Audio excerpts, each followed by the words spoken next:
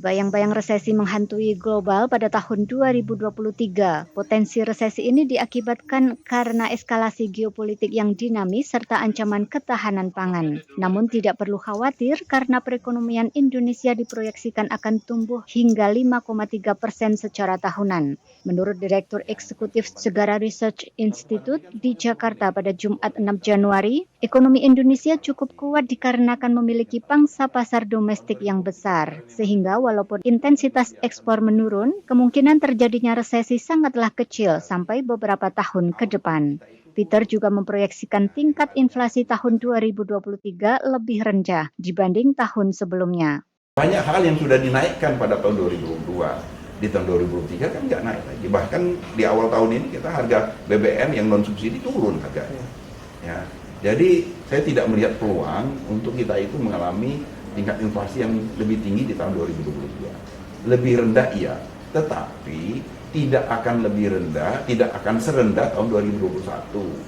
Karena tingkat permintaannya sudah kembali normal.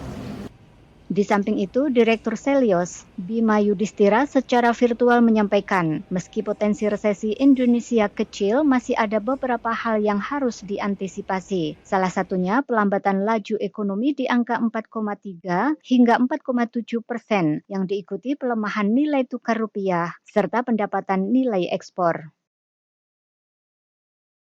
Nah, pelambatan ini yang perlu dikhawatirkan adalah satu, pelemahan nilai tukar rupiah. Jadi rupiah masih beresiko lebih lemah lagi dibandingkan rata-rata 2022.